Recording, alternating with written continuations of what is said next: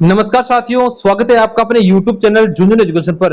मित्रों, आज अपन इस वीडियो में बात करेंगे महाराजा सूरजमल ब्रिज यूनिवर्सिटी भरतपुर है, उसका बीएससी थर्ड सेमेस्टर केमिस्ट्री का जो पेपर होने जा रहा है ना, उसके इंपोर्टेंट क्वेश्चन कौन कौन से रहेंगे वो आपको बताऊंगा। तो जो विद्यार्थी पहली बार झुंझुनू एजुकेशन के साथ वीडियो देख रहे हैं, फटाफट चैनल को सब्सक्राइब कर लीजिए, क्योंकि एकमात्र यही यूट्यूब चैनल ऐसा है जिसपे आपको सभी पेपरों के इंपोर्टेंट क्वेश्चन मिलेंगे, वो भी ऐसे जो 100% एग्जाम में छपने की पूरी पूरी संभावना रहेगी भाई। ठीक है, फटाफट आप लोग चैनल को सब्सक्राइब करिए। दो काम और करने आपको। जिस विद्यार्थी ने अभी तक टेलीग्राम ज्वाइन नहीं किया है, तो झुंझुनू एजुकेशन के नाम से अपना टेलीग्राम चैनल है, उसको सारे विद्यार्थी ज्वाइन कर लेंगे। और इंस्टाग्राम है झुंझुनू एजुकेशन नाम से, उसको फॉलो कर लेंगे। क्यों कर लेंगे? क्योंकि देखो, टेलीग्राम पे तो आपको सारी अपडेट्स, ब्रिज इंस्टीट्यूट की सारी अपडेट्स आपको मिल जाएंगी, नोट्स पे सब कुछ मिल जाएगा। और जिसको व्हाट्सएप ग्रुप में ऐड होना है, वो भी इसी इंस्टाग्राम को फॉलो करना। सबसे पहले फॉलो करना झुंझुनू एजुकेशन, ठीक है। उसके बाद मैसेज में अपना नाम, साथ में भरतपुर लिख देना, या ब्रिज यूनिवर्सिटी लिख देना, या MSBU लिख देना, और मुझे भेज देना इंस्टाग्राम मैसेज के माध्यम से, ताकि मैं आपको जोड़ दूं। आप लोग भेजोगे तो मैं आपको पक्का जोड़ दूं ग्रुप के अंदर, क्योंकि ग्रुप में जुड़ना है आपको, ताकि जैसे मैं वीडियो अपलोड करूं, उसमें लिंक अपलोड करूं, आपको बस डायरेक्ट नोटिफिकेशन पहुंचे। ठीक है। और भाई फटाफट सब लोग चैनल को सब्सक्राइब कर लीजिए। ठीक है। क्यों कर लीजिए? क्योंकि जैसे देखो, केमिस्ट्री पेपर हो जाएगा, उसके बाद जो और पेपर बचेंगे, उसका भी जैसे इंपोर्टेंट क्वेश्चन आप लोग देखोगे ना, तो वो भी आपको इसी यूट्यूब चैनल मिल जाएंगे। अगर आपने चैनल को सब्सक्राइब किया होगा, तो आपके पास डायरेक्ट नोटिफिकेशन पहुंच जाएगी, जिसे वीडियो में देरी नहीं रहेगी, आप तुरंत वीडियो को देख लोगे। तो फटाफट चैनल को सब्सक्राइब कर दीजिए भाई। चलो भाई, पहली यूनिट है मित्रों, वो है S block, P block elements and noble gases. इसमें कौन कौन से क्वेश्चन बढ़ेंगे, इंग्लिश और हिंदी दोनों भाषाओं में बताऊंगा। और मैं जैसे बोलूं उसको ध्यान से सुनना, लिखने की बजाय, क्योंकि आप देखोगे ना उसके बाद सुनना कि मैं क्या बोल रहा हूं। हर एक चीज को समझाऊंगा, क्वेश्चन कैसे आएगा, कैसे घूमेगा, सारी चीजें मैं आपको बताऊंगा। ठीक है।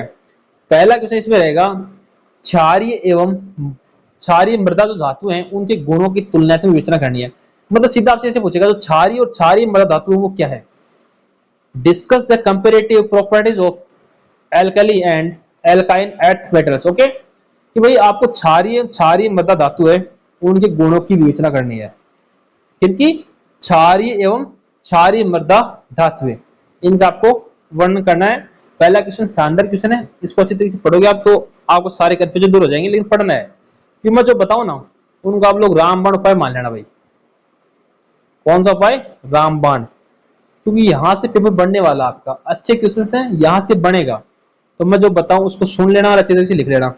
अगला है, विकर्ण संबंध क्या है? 100% छप सकता है एग्जाम के अंदर ये। डायगोनल जो रिलेशनशिप है वो क्या है? और LIMG और BEAI संबंध, इन दोनों संबंधों को ढंग से पढ़ लेना भाई। इन रिलेशनशिप को ढंग से पढ़ लेना। किनको? LIMG और BEAI, इनके संबंधों को ढंग से पढ़ के उदाहरण से पढ़ना है। उदाहरण देखने आपको, ताकि क्वेश्चन जैसे बनाए एग्जाम्पल आपसे पूछे या वन पूछे तो आप लोग कर जाओ, उसको घबराने की आवश्यकता नहीं है। What is diagonal relationship? ठीक है, विकर्ण संबंध हो गया। LIMG और BEAI क्या है, इनका संबंध क्या है, उसको आप उदाहरण से एग्जाम्पल के साथ समझाना है। अच्छा क्वेश्चन है, लिखो भाई। एक बार सारे लोग वीडियो लाइक कर दो, है ना, जितने वीडियो लाइक जरूर कर दीजिए। ये भी अच्छा क्वेश्चन है। हाइड्राइड क्या है? पहली यूनिट चल रही है, ध्यान से देख लेना। हाइड्राइड क्या है मित्रों? ठीक है, व्हाट इज हाइड्राइड, इनके प्रकार, इनके टाइप, इनके गुण, इनकी जो प्रॉपर्टी है, प्रॉपर्टीज का वर्णन कीजिए। हाइड्राइड क्या है, इनके प्रकार एवं गुणों का वर्णन कीजिए। अच्छा क्वेश्चन है। हाइड्राइड क्या है, इनके जो प्रकार हैं, इनके जो गुण हैं, उनका आपको वर्णन करना है। अगला क्वेश्चन है, पहली यूनिट का वो है, सोल्वेशन तथा कॉम्प्लेक्स निर्माण प्रवृत्ति क्या है, इसको समझाना है। तो इंग्लिश और हिंदी में क्यों लेके आया हूं? क्योंकि देखो, हिंदी मीडियम वाले बच्चे और इंग्लिश मीडियम वाले दोनों का फायदा होना चाहिए। अपना काम है प्रत्येक बच्चे की हेल्प करना, और आपका काम है कि इस झुंझुनू एजुकेशन को हर बच्चे तक पहुंचाना, ताकि सबकी हेल्प हो। क्योंकि वही क्वेश्चन बताऊंगा जो एग्जाम में छपड़े वाले होंगे। Explain solution and complex formation tendencies. Okay, जो सोल्वेशन है, कॉम्प्लेक्स है निर्माण है उसकी प्रवृत्ति को आपको समझाना है भाई।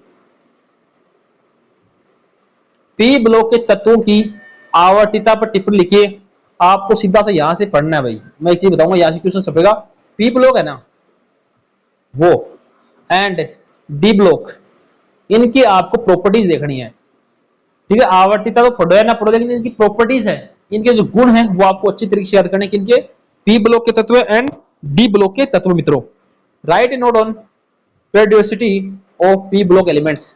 पी ब्लॉक तथा डी ब्लॉक के जो तत्व हैं उन पर टिप्पणी करनी है, उनका वर्णन देखना आपको, इस प्रकार से करना है। अपना दिमाग मत लगाना, आवर्तिता पढ़ो या ना पढ़ो, इनकी प्रॉपर्टीज आपको अच्छी तरीके से याद करनी है पहले यूनिट में, क्योंकि पूछेगा एग्जामिनर। यहां से क्वेश्चन बनने की पूरी संभावना है, और इस प्रकार से इसको रट सकते हो। परमाणु त्रिज्या तथा आयनिक त्रिज्या में अंतर स्पष्ट कीजिए। अच्छा है, छोटे वाले क्वेश्चन पूछेगा ऐसे। परिभाषा, इनकी डेफिनेशन कम से कम याद रखनी है आपको, ठीक है ना। Differentiate between atomic radius and ionic radius. जो एटॉमिक रेडियस है, परमाणु त्रिज्या है, एंड आयोनिक त्रिज्या है, उसमें अंतर स्पष्ट, तो अंतर तो इसलिए पूछ लिया क्योंकि दोनों की देखना आपको, लेकिन परिभाषा पूछने की ज्यादा चांसेस है कि परमाणु त्रिज्या तथा आयनिक त्रिज्या क्या है, अंतर स्पष्ट कीजिए। नेक्स्ट है, आयनन ऊर्जा को प्रभावित करने वाले कारकों का वर्णन कीजिए। Discuss the factors affecting ionization energy. लेकिन ये पूछेगा कैसे क्वेश्चन भाई, आयनिक ऊर्जा क्या है, इनके कारण तथा परिभाषा का वर्णन करो। आयनियन ऊर्जा क्या है, इसकी विशेषताओं का आप लोगों को वर्णन करना है, इसको प्रभावित करने वाले कारकों का आपको वर्णन करना है, किनका, आयनियन ऊर्जा को। इस प्रकार से आपको क्वेश्चन देखना है। नेक्स्ट है साथियों, विद्युत ऋणात्मकता है भाई। ये आपको हिंदी में थोड़ा अलग लग रहा है, विद्युत ऋणात्मकता है इलेक्ट्रो जो नेगेटिविटी है, ऋणात्मकता यानी नेगेटिव, ऋणात्मक नेगेटिव, तथा इलेक्ट्रॉन अभिरुचि, इलेक्ट्रॉन एफिनिटी है, उसको समझाना आपको। मतलब आप लोग इसको समझ लेना, मैं बिंदु बता रहा हूं आपको, विद्युत ऋणात्मकता पूछ सकता है और इलेक्ट्रॉन अभिरुचि पूछ सकता है, इसको आपको लिख लेना है। Explain electronegativity and electron affinity. आप लोग इनको पॉइंट को याद करना, एक्सप्लेन पूछे, टिप्पणी पूछी, वो आप लोग कर दोगे आराम से। एक कम से कम आपको ये ध्यान में होना चाहिए पूछा क्या है ना, इलेक्ट्रोनेगेटिविटी एंड इलेक्ट्रॉन एफिनिटी। केटिनेशन क्या है, केटिनेशन क्या है, इसके कारण थोड़ा महत्व बताइए, इसके कैजेस एंड इसकी इंपॉर्टेंस क्या है, किसके, केटिनेशन के। What is catenation, discuss its causes and significance. ठीक है, आपको केटिनेशन के बारे में अच्छा सा पढ़ना है, तो आप लोग उसको फॉलो अप करेंगे। एक बार सारे लोग चैनल को सब्सक्राइब कर लो, और जिसको भाई व्हाट्सएप ग्रुप में होना है, इंस्टाग्राम झुंझुनू एजुकेशन को फॉलो करके मैसेज में अपना नाम और साथ में व्रत परिषद लिख देना, आपको ग्रुप में जोड़ दिया जाएगा। अगला क्वेश्चन है, डाइबोरेन की संरचना एवं बंधन का वर्णन कीजिए। Describe the structure and bonding of diborane. Diborane क्या है, इसकी स्ट्रक्चर एंड इसकी जो बॉन्डिंग है वो आप बताइए। किसकी, डाइबोरेन की। तो सीधा सा मतलब है इसकी संरचना और बॉन्डिंग आपको देखना है, इसका अर्थ भी देखना है, किसका, डाइबोरेन की। आखिरकार डाइबोरेन है क्या, इसकी प्रॉपर्टीज क्या है, ये सारी चीजें आपको इसमें देखनी है। बेरोजिन की संरचना एवं गुण लिखिए। Write the structure of properties of borazine. आप लोग सीधा देखो ना, ऊपर डाइबोरेन आया था, डाइबोरेन, तो बस पढ़ो डाइबोरेन और जो बोरोजिन है उसके बारे में पढ़ो, और ये संरचना गुण देख लो, हो जाएगा काम। फुलेरिन्स क्या है, इनके उपयोग बताइए। What is fullerenes, discuss this application, discuss their application. जो फुलरिन है, फुलरिन, ठीक है, वो क्या है, इसकी उपयोग बताने आपको। सीधा सा मतलब यार, इसके स्ट्रक्चर पढ़ लेना, संरचना एंड कार्य। संरचना कार्य देख लेना, जैसे वर्ड आता है, ठीक है। एक बार चैनल को सारे लोग सब्सक्राइब कर दीजिए, लिखा है ना सब्सक्राइब फॉर नेक्स्ट पेपर। अगले पेपर के इंपोर्टेंट क्वेश्चन आपको देखना है तो चैनल को सब्सक्राइब करना ही पड़ेगा, क्योंकि सभी पेपरों के इंपोर्टेंट क्वेश्चन आपको इसी यूट्यूब चैनल झुंझुनू एजुकेशन में मिलेंगे, इसके अलावा कहीं नहीं मिलेंगे। तो अच्छे से याद कर लेना। सिलिकेट्स की संरचना का वर्णन कीजिए। 3 संरचनाएं हैं, अच्छी तरीके से आपको याद कर लेना। Describe the structural principle of silicates. Okay, interhalogen यौगिक क्या है, उदाहरण से समझाइए। इंटरहेलोजन यौगिक क्या है, उदाहरण से समझाइए। What are interhalogen compounds, explain with examples. अच्छा क्वेश्चन है। नोबल गैसों के रासायनिक गुणों का वर्णन कीजिए। नोबल गैस हैं, discuss the chemical properties of noble gases. Noble gas हैं उनका आपको वर्णन करना है, किनका? नोबल गैस के रासायनिक गुणों का। तो आप लोग करो भाई, नोबल गैसों का जो आपको अंतर पूछा है वो आपको बताना है।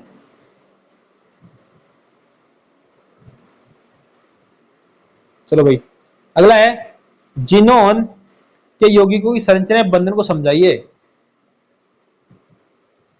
Explain the structure and bonding in xenon compounds. Xenon जो यौगिक हैं उनकी संरचना और बंधन आपको समझाना है, और आपको YouTube को सब्सक्राइब करना है। 1 मिनट इसी के साथ कंप्लीट होती है। इन पॉइंट्स को आप अच्छी तरीके से याद कर लेना जो मैंने बताए, आपको भला हो जाएगा, आपको पेपर भी अच्छा जाएगा। क्योंकि मैं वही बता रहा हूँ जो एग्जाम में छपड़े वाले क्वेश्चन है भाई। क्योंकि फालतू बकवास अपन ना तो पढ़ेंगे, ना मैं किसी को पढ़ने की राय दूंगा फालतू कुछ भी। ठीक है, अपन को वो पढ़ना जो एग्जाम में आए, अच्छे नंबर आप लोग ले जाओ। यूनिट 2 है, उसकी बात करेंगे भाई। 1 यूनिट कंप्लीट हो गई है, पढ़ लेना भाई, मैं कह रहा हूँ गारंटी के साथ। यहां से पॉइंट बनेंगे कि मैं वही लेके आऊं जो एग्जाम में अत्यंत महत्वपूर्ण है। जो पॉइंट्स मैंने बताए वो आपको पढ़ने हैं, जो पॉइंट्स मैंने बताए वो आपको पढ़ने ही है। एक बार वीडियो लाइक कर दो यार, आप लोग इतनी मेहनत कर रहा हूँ। सर लोग वीडियो लाइक जरूर कर देना, ताकि मुझे डबल एनर्जी मिले और अगली बार मैं और अच्छी तरीके से वीडियो लेके आऊं। रेडॉक्स विभव का महत्व समझाइए। महत्व छोड़ो, रेडॉक्स विभव क्या है इसकी परिभाषा देखो। Explain the signification of redox potential. Redox विभव क्या है? अच्छा है, मोस्ट है क्वेश्चन भाई।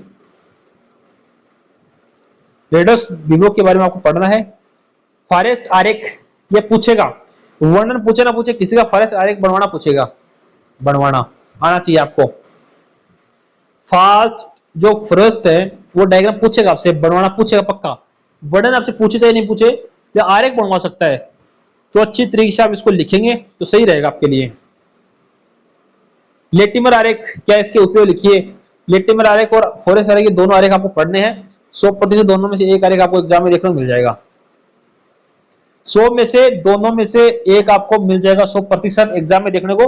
तो आप अच्छी तरीके से इनको लिख लेना भाई। किनको? फॉरेस्ट आरेख एंड लेटिमर आरेख, दोनों का वर्णन पूछना पूछे, आरेख बनवाना पूछेगा आपसे। पोरबेक्स आरेख, लो भाई ये कह रहा मैं पीछे क्यों हटूं, आपने फॉरेस्ट लिखवा दिया और आपने ये कौन सा है लेटिमर लिखवा दिया, तो पोरबेक्स कह रहा है मुझे भी लिखवाओ, मैं भी तो बच्चों को पढ़ने में काम आऊं ना। मतलब कह रहा है हेल्प आऊंगा, सब भी हेल्प करेगा भाई ये भी। Explain the importance of Pourbaix diagram. अजलीय विलायक क्या है, इनके प्रकार बताइए। What are non aqueous solvents, discuss their types. अजलीय विलायक जो भाई जल में घुलते नहीं है उनकी बात कर रहा है भाई, जलीय नहीं है, ठीक है ना। अजलीय विलायक, विलायक यानी विलय हो जाने वाले, कौन से हैं, उनके प्रकार के हैं वो आपको बताना है, ठीक है ना। लिखो इसको फटाफट, मैं जो बता रहा हूं मित्रों लिख लेना इनको, जो एग्जाम में छपने वाले क्वेश्चन है, मैं फालतू कुछ भी नहीं पढ़ता रहा आपको। द्रव अमोनिया लिक्विड NH3 को विलायक के रूप में समझाइए। Explain liquid NH3 as a solvent. Okay, द्रव SO2 के गुण और उपयोग बताइए। What are write the properties and uses of liquid SO2। ठीक है, write the properties and uses of liquid SO2। आप इसको भी लिखो भाई, द्रव SO2 क्या है, इसके गुण और उपयोग लिखिए। द्रव SO2 और ऊपर जो अमोनिया NH3 दिया मैंने आपको, उसको अच्छी तरीके से आप लोग पढ़ो। न्यूक्लाइड समस्थानिक, समभारिक, सबन्यूट्रॉनिक, लो भाई 100% लगा लो। परिभाषा पूछेगा, परिभाषा पूछेगा, नहीं पूछेगा ही पूछेगा। इन तीनों की परिभाषा आपको याद रखनी है, अंतर पूछ सकता है, तीनों को याद कर लेना। समस्थानिक, समभारिक, सबन्यूट्रॉनिक एग्जाम में पूछेगा और पक्का ही पूछेगा, पूछेगा और पक्का ही पूछेगा। मैं कह रहा हूं क्योंकि पूछेगा, हर बार पूछता है एग्जाम में, अच्छा क्वेश्चन है। समस्थानिक, समभारिक, सबन्यूट्रॉनिक, क्योंकि देखो और यूनिवर्सिटीज हैं जैसे ब्रिज यूनिवर्सिटी और यूनिवर्सिटी, उनमें भी क्वेश्चन बार बार पूछता है, तो आप लोग रट्टा मार लेना इसको। Explain nuclides, isotopes, isobars, isotones with examples, इस प्रकार से आपको लिखना है, ठीक है ना। न्यूक्लाइड्स को भी देख लेना, लेकिन ये समभारिक, समस्थानिक, इनको तो आप अच्छी तरीके से याद कर लोगे तो आपका भला हो जाएगा भाई, मैं पहले से कह रहा हूं। इनको आप अच्छी तरीके से तैयार कर लेना, रट्टा मार लेना। नाभिक की स्थिरता में N/P अनुपात क्या है, मैं तो समझाइए। Discuss the significance of N/P ratio in nuclear stability. प्राकृतिक एवं कृत्रिम रेडियोधर्मिता में अंतर स्पष्ट कीजिए। अंत गया भाड़ में, अंतरों काटो, सीधा याद करो। प्राकृतिक एवं कृत्रिम रेडियोधर्मिता होती क्या है, अंत तो बाद में निकालने, कम से कम पता तो होना चाहिए कि प्राकृतिक एवं कृत्रिम रेडियोधर्मिता है क्या। अंतर तो मान लो निकाल लेंगे यार, आपको पता होगा कि क्या है क्या नहीं। तो उससे पहले भाई सारे लोग लिखो एक बार फटाफट, है ना, और चैनल को सब्सक्राइब कर लो, सब्सक्राइब ना वापस। Differentiate between natural and artificial radio activity. Radio activity है कौन सी, नेचुरल प्राकृतिक एंड आर्टिफिशियल कृत्रिम। तो क्या है, किस प्रकार से इसको आपको लिखना है, अच्छी तरीके से इसको तैयार कर लेना। ठीक है, एक बार चैनल को सब्सक्राइब कर लो, सारे विद्यार्थी जितने भी जुड़े हुए हैं सबके सब लोग चैनल को सब्सक्राइब कर लीजिए, ताकि नेक्स्ट जैसे अपलोड हो ताकि नोटिफिकेशन पहुंच जाए। टेलीग्राम ज्वाइन करना सबको। रेडियोधर्मी विस्थापन नियम क्या है समझाइए। Explain radio active displacement law. अब देखेगा सर गोड़ो क्यों बनाए हो, गोड़ो क्योंकि अच्छा क्वेश्चन है, देखना है भाई, इसको पढ़ना, अच्छा क्वेश्चन है ना, अच्छे को अपने एक को भी नहीं छोड़ेंगे। अर्धआयु तथा औसत आयु पर संक्षिप्त टिप्पणी। आप इनमें दिमाग क्या लगाना है, निकालना आना चाहिए आपको। अर्धआयु काल निकालो, निकालना आपको आना चाहिए। कोई दे देगा इस संख्या का इस प्रकार से अर्धआयु काल आपसे निकालने को पूछेगा। Half life and average life, अर्धआयु काल और औसत आयु आपसे निकालना पूछेगा, तो इसको उस तरीके से याद करना भाई, परिभाषा मत देखना, पूछे तो ठीक है देख लेना, लेकिन ज्यादा चांसेस है कि आपसे पूछेगा कि औसत आयु कैसे निकालते हैं, अर्धआयु कैसे निकालनी है, वो आपसे पूछेगा। तो आप उसी तरीके से अगर तैयारी करोगे तो और भी अच्छा रहेगा आपके लिए।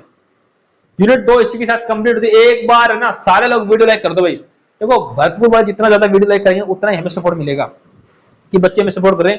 तो एक बार वीडियो लाइक करके सभी तक वीडियो शेयर कर दो, अपने फ्रेंड्स को भेजा करो, जितने जुड़े हुए ना सब फ्रेंड्स को भेजो ये वीडियो, ताकि सबकी हेल्प हो जाए। यूनिट 3 है, पहला क्वेश्चन है एल्केनो के मुक्त मूलक हेलोजनीकरण की क्रियाविधि समझाइए। अच्छा क्वेश्चन है, सिर्फ पूछा मुक्त मूलक हेलोजनीकरण क्या है। Explain the mechanism of free radical halogenization of alkanes. Okay, Baeyer का तनाव सिद्धांत most important. Baeyer's strain theory, Baeyer का तनाव सिद्धांत क्या है, क्या ये तो पता नहीं, लेकिन क्वेश्चन बहुत शानदार है, अच्छा क्वेश्चन है, एग्जाम में आ सकता है। देखो तनाव तो बच्चों के बहुत रहता है, बता रहा किस किस तनाव रहता है, तो रहता जिनके है ना वो एक बार यस लिख दो, सारे सारे यस लिखो। तो स्ट्रेस रहता, चिंता लगाए रहता है, तनाव रहता है, बताना एक बार यस लिखो, फटाफट कमेंट करो सारे सारे यस लिखना जिसको तनाव रहता है।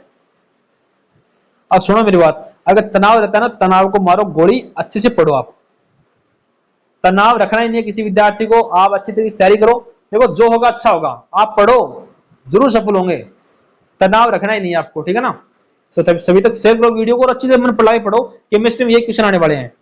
एक्सप्लेन बेयर स्ट्रेंथ थ्योरी, सब लोग तैयारी करो अच्छे से, तनाव बना मत रखो, एकदम हंसते रहो, हंसते खेलते रहो भाई, सारे लोग कमेंट करो हंसने वाला इमोजी कमेंट करो, सभी लोग जितने जुड़े हुए फटाफट कमेंट करो।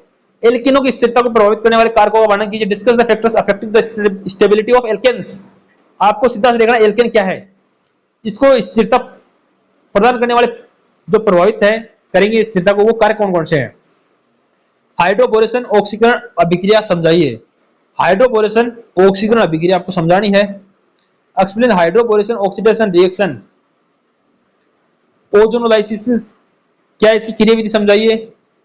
ओजोनोलाइसिस क्या है, इसकी क्रियाविधि आपको समझानी है। What is ozonolysis, explain it's mechanism. संयुग्मित डायनों की संरचना गुण लिखिए। कंजक्टेड जो डायन्स है उनकी संरचना तथा गुण लिखने हैं आपको, स्ट्रक्चर एंड प्रॉपर्टीज लिखना है किनकी, कंजक्टेड डायन्स की। Discuss the structure and properties of conjugated dienes. Discuss the structure and properties of conjugated dienes. Okay, discuss the structure and properties of conjugated dienes. Diels Alder अभिक्रिया, मजा आ गया question देख के, exam में आएगा, most है भाई। डिस एल्डर जो रिएक्शन है, अच्छा क्वेश्चन है, पक्का आएगा। एल्काइनों की अम्लीय प्रकृति का कारण बताइए।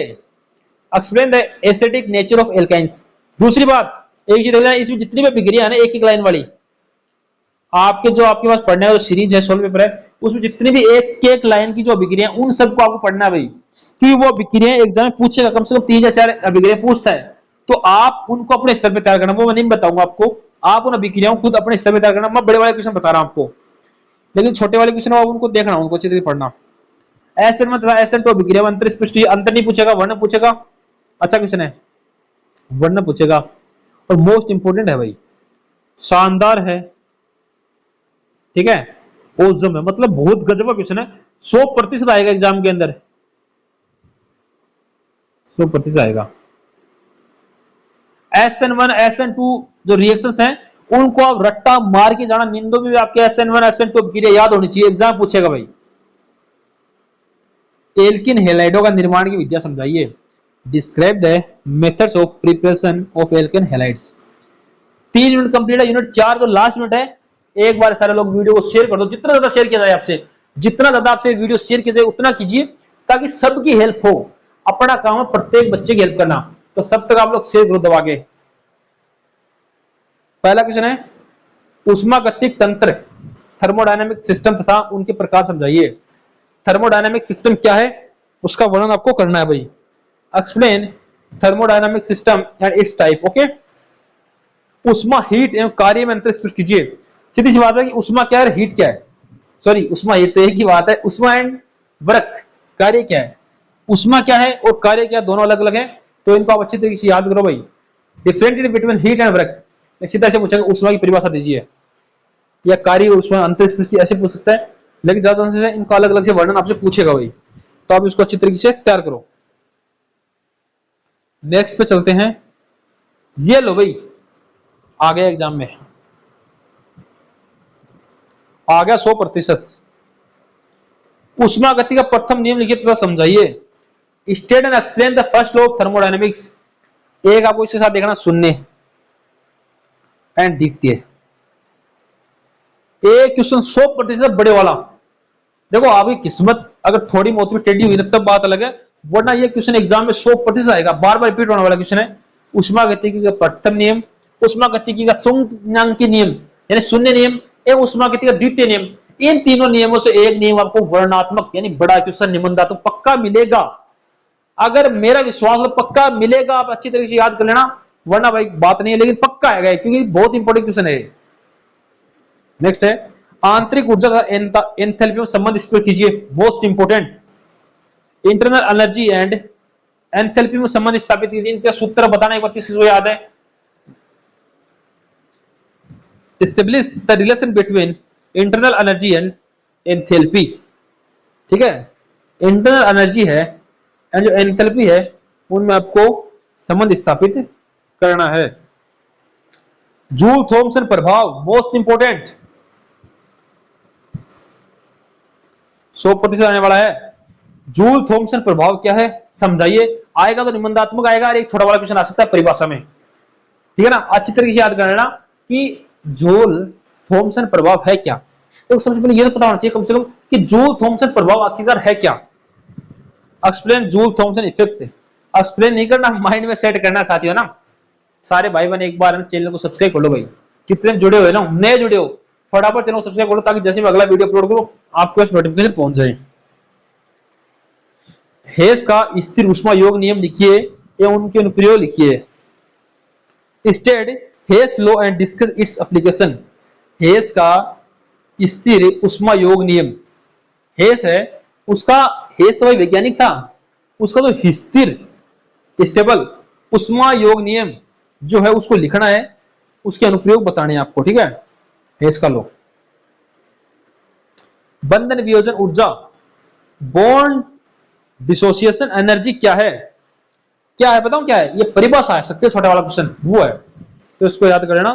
बॉन्ड डिसोसिएशन एनर्जी, इसको याद करना ही नहीं है, याद ही करना है। याद करना ही नहीं है, याद ही करना, इससे बहुत अंतर है कि भाई याद करना है आपको, कुछ भी हो जाए याद करना परिभाषा। देखो मैं बता गया है ना ऊपर, ये द्वितीय नियम भी आ गया। उष्मागतिकी का प्रथम नियम बता चुका ऊपर, प्रथम द्वितीय शून्याङ्की, तीनों में से एक क्वेश्चन 100% छपेगा भाई, बार बार बोल रहा हूं, रट्टा मारेना। उष्मागतिकी का शून्याङ्की प्रथम और द्वितीय नियम, ये क्वेश्चन एग्जाम में वर्णन वाला क्वेश्चन, एक बड़ा क्वेश्चन आएगा। और जूल थॉमसन नियम ये भी आ सकता है, अच्छी तरीके से आपको याद करना है। और कार्नोट चक्कर मोस्ट इंपोर्टेंट बिंदु है ये भी, कार्नोट चक्कर। Explain the second law of thermodynamics and Carnot cycle. Carnot चक्कर क्या है समझाइए, ठीक है ना। कार्नोट चक्कर है क्या वो आपको समझाना है, क्या कार्नोट चक्कर, तो इसको अच्छी तरीके से आप लोग याद कर लेना। और सर्किल बना दोगे ना आप लोग, अगर चक्कर का चित्र बना दिया पूरे नंबर मिल जाएंगे आपको। Subscribe for next paper. भाई अगला पेपर का इंपोर्टेंट क्वेश्चन देखना है तो एक बार सब्सक्राइब करना ही पड़ेगा, फटाफट कर लो यार। एंट्रोपी क्या है, इसकी भौतिक महत्व लिखिए। What is entropy, explain it's physical significance. Entropy है क्या, किसकी बात करें, एंट्रोपी। एंट्रोपी क्या है समझाना इसको। गिब्स मुक्त ऊर्जा, मैं कह रहा हूं ना आपको, जो जो मैं बता रहा हूं इनको याद कर लो, आप कुछ पढ़ने की आवश्यकता नहीं, आराम से पास हो जाओगे। जो मैंने पॉइंट्स बताए इनको आप लोग पढ़ लोगे तो आराम से पास हो जाओगे, वो भी 100%। एक्सप्लेन रिलेशनशिप बिटवीन गिव्स फ्री एनर्जी एंड स्पॉन्टे, एक मिनट क्या है, हाँ, स्पॉन्टेनिटी, सब स्फूर्तता, इनका वर्ण आपको देखना है, इनके बीच संबंध जो है वो आपको बताना, रिलेशन है इनके बीच वो आपको बताना भाई। ठीक है, तो एक बार सब लोग शेयर कर दो यार ताकि सबकी हेल्प हो जाए। अच्छा ये था क्या, ठीक है। तो ये इतने क्वेश्चन थे जो इंपोर्टेंट रहने वाले हैं। एक बार सब लोग चैनल को सब्सक्राइब कर लो, वीडियो लाइक करके, जिसको व्हाट्सएप ग्रुप में ऐड होना है, इंस्टाग्राम झुंझुनू एजुकेशन को फॉलो करके मैसेज के माध्यम से अपना नाम और साथ में MSBU लिख देना, या आप लोग भरत यूनिवर्सिटी लिख देना, या सूरजमल यूनिवर्सिटी लिख देना, या ब्रिज यूनिवर्सिटी लिख देना, आपको ग्रुप में जोड़ दिया जाएगा।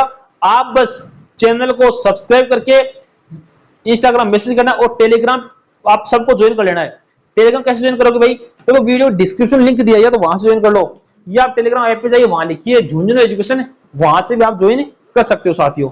तो एक बार सब लोग चैनल को सब्सक्राइब करके सभी तक वीडियो शेयर कर दीजिए। धन्यवाद साथियों।